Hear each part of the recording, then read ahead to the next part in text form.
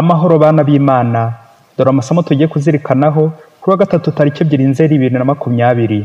Isomo rya mbere ni ryo mu Ibaruwa ya mbere Pawulo Mutagatifu yandikiye Abanyakorinti, umutwe wa 3 umurongo wa 1 kugeza ku wa 9. Bavandimwe, sinashoboye kuvugana namwe nk'ubwira abantu bayoborwa na Roho w'Imana, ahubwo nababwiye nk'uvugana n'abantu bakigengwa na kamere yabo gusa, mbese nk'abakiri ibitambambuga muri Kristo. Nabatungishije amata, sinabagaburiye ibyo kurya bikomeye kuko mutari kubibasha, ndetse n'ubu ntimurabibasha kuko mukiri ab'isi. None se ko mukirangwa n'ishyari n'amakimbirane, ibyo ntibigaragaza ko mukiri ab'isi, mukaba mwitwaye bya runtu? Iyo umwe avuga ati ndi uwa Pawulo, undi ati ndi uwa Apolo, ubwo se ntimukurikiza amatwara ya runtu? Ngaho nimumbwire, Apolo ni iki? Pawulo ni iki? Si abagaragu babagejeje ku kwemera? Buri wese akoresha ingabire yahawe na Nyagasani. Jyewe nateye imbuto, Apolo arayuhira, ariko Imana yonyine niyo yayikujije. Bityo uwateye ntacyo ari cyo, n'uwuhiye nuko. Imana yonyine irihagije, yo itanga gukura. Nyirukubiba na nyirukuhira ntaho bataniye. Buri wese azahabwa igihembo gihwanye n'umurimo yakoze. Twembi turabafasha b'Imana, mwe mukaba umurima wayo. Iryo ni ijambo ry'Imana. Zaburi ya 33. Hahirwa ihanga uhoraho abereye Imana. Ivanjili yanditswe na Luka, umutwe wa 4, umurongo wa 38 kugeza ku wa 44. Muri icyo gihe Yesu ava mu isengero ajya mu rugo rwa Simoni.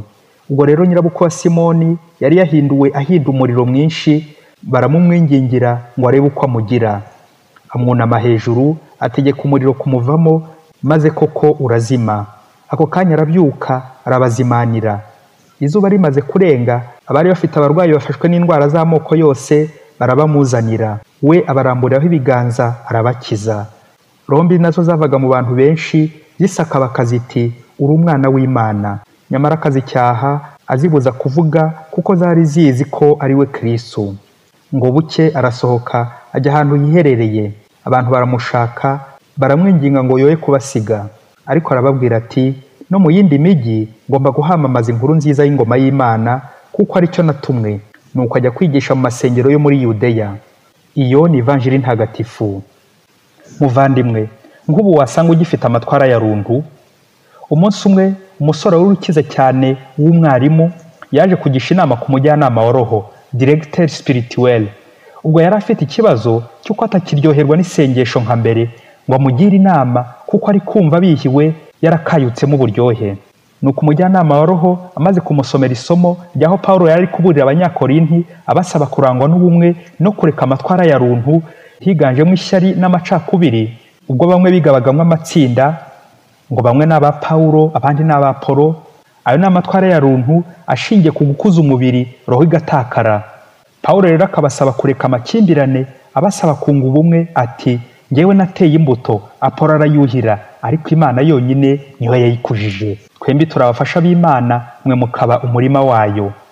Wa musore abaza umujyanama we ati ko numva si ikibazo cyanjye uri kugica ku ruhande, kandi urabizi neza nta makimbirane ngira, nta shyari ngira, sinica, sinsambana, sindoga, simbeshya, nta mujinya ngira. Mbese iyo myitwarire ya runtu njyewe ntindeba, kuko ntabyo nkora. Ikibazo mfite ni ukubihirwa mu isengesho. Umusaza aramubwira ati amacakubiri cyangwa amakimbirane ntagombera abantu benshi, ntagombera ikoraniro. Amakimbirane mabi kurenza andi nari mu muntu imbere ye. Niyo mvugo igira iti umuntu asiga ikimwirukaho ariko ntasiga ikimwirukamo. Nawe rero wa mwana we ushobora kuba nta kibazo ufitanye n'abandi, witwara neza pe, ariko muri wowe harimo ikibazo kandi kikakubuza ubuhumekero. Mbese impamvu utagishobora gusenga, wasanga ugifite amatwara ya runtu muri wowe. Wasanga ubuzima bwawe warabuciyemo ibice, umubiri wawe warawugize nk'uwa Pawulo, roho ikaba nk'iy'Apolo, kandi byombi byakagombye kuba iby'Imana. Arongera ati plus la chair se lève, plus l'esprit s'abaisse. Uko umubiri utumbagira mu kwibeshaho neza, ni nako roho igira intege nke. Rero amakimbirane ari muri wowe, ni nacyo kibazo kikuremereye kuko bigoye ko uyabona. Arakwirukamo, agakubuza gusenga neza. Ntiwibuka se ko na Yesu mu Ivanjili uko yagendaga agira neza aho anyuze hose, yifatanya n'abandi bagasengera hamwe, agakora ibikorwa byiza by'ubutumwa, akiza abarwayi, akaba inshuti y'abantu bose, agakiza na nyirabukwe wa Petero n'abandi benshi barwaye. Ariko aka kantu ngiye kuvuga ko ugacaho akarongo.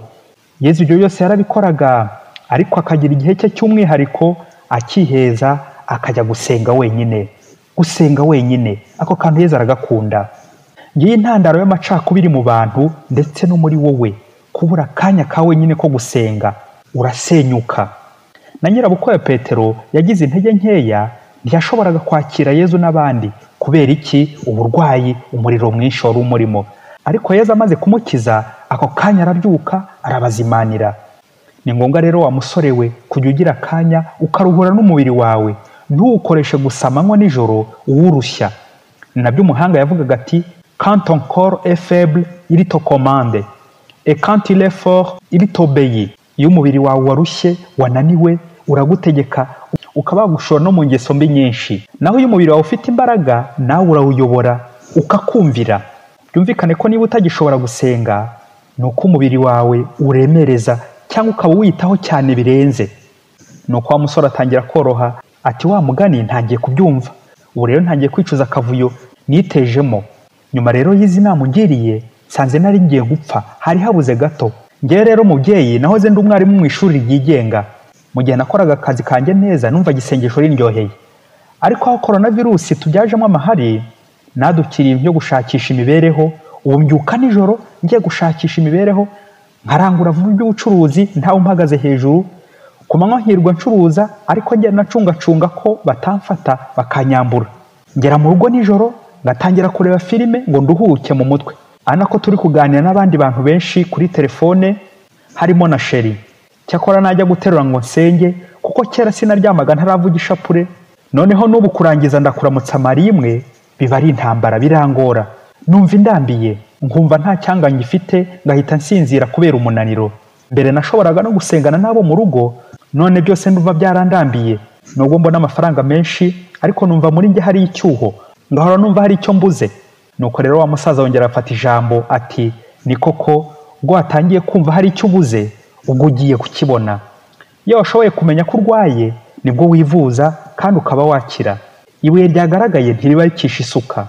Rero wa mwana we, twebwe nta bindi bintu dutunze bya mirenge ngo mbe nabiguha, nta mafaranga afite ngo nyaguhe ngo urekere aho gushakisha. Umuti n'umwe dutanga ushingiye ku ivanjiri ya Kristo. Reka nkurangire rero umuti ushingiye ku ngengabihe, atari ingengabihe ibonetse yose, ahubwo ingengabihe ya Yezu.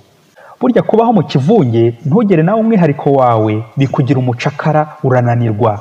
Ukaba umucakara w'amafaranga, umucakara w'ibintu. Yezu mu gutsinda ibishuko by'ikivunge yagiraga ingengabihe igizwe n'ibintu bitatu by'ingenzi: ubutumwa, ikiruhuko n'isengesho. Ingengabihe Yezu tuyisanga cyane cyane mu buryo burambuye mu ivanjiri yanditswe na Luka, umutwe wa 21 umurongo wa 37 kugeza kwa 38. Haragira hati: ku manywa Yezu yigishizaga mu ngoro, ariko nijoro akajya kurara ku musozi w'imizeti. Nuko mu gitondo cya kare abantu bose bakamusanga mu ngoro kugira ngo bamwumve. Wa musore aratangara cyane ati aha, burya Yezu yari umuzungu pe, yagenderaga ku gihe, atari ya masaha abanyarwanda ngo turahura mu masaa 2 mu masaa 5. Wa musaza ahita amuha urugero rwa Mutagatifu Yohani Mariya Vianney, ukuntu umwepiskopi yamuhaye ubutumwa i Arise. Yaramubwiye ati muri iyi paruwasi nta rukundo rw'Imana ruhari, ni wowe uzaruhashyira. Yohani Mariya Vianney akihagera yazindukiraga mu kiliziya, abakristo bakamusanga ari gusenga. Imbuto nziza y'iryo sengesho ryo kuzinduka byatumye abakristo barushaho kuva mu kibi, barahinduka nabo batangira kuzinduka basenga. None rero wa musore we, niba ingengabihe yawe ari ukugenda nijoro ugataha nijoro, ari ukuzindukira mu bucuruzi ukabwirirwamo no gusabana n'abandi, ibyo byose bikaza no kukonaniza, urumva se ari Imana uzajya uha imibore, ibyanyuma, ibisigazwa? Wananiwe, warembye, ngo nibwo ugiye gusenga? Genda rero wa musore we, uvugurure ingengabihe yawe, ushyiremo gahunda y'isengesho, ukore neza imirimo yawe, ariko ntibagirwe icy'ingenzi, Imana. Ukore nka Yezu, ubeho nka Yezu. Kora neza, ruhuka neza, senga neza. Uko usengana n'abandi, ugashaka n'akandi kanya ka wenyine, ugahura n'Imana ku giti cyawe, mwembi mwenyine n'Imana. Wa musore aragenda akora ingengabihe, hanyuma akurikiza inama yahawe. Ubu igishimishije, yagaruye uburyohe mu isengesho. Kubera iki? Ingengabihe iri mu Imana. Wasanga nanjye hari imyifatire ya runtu ngifite, wasanga nta mujyanama ngera mu buzima. Ni koko bavandimwe, hari abantu hanuka uruntu, naho ahari ubumuntu hahumura ubuntu, ubuntu bw'Imana. Padiri Masumbuko Ladisirasi wa Diyoseze ya Cyangugu.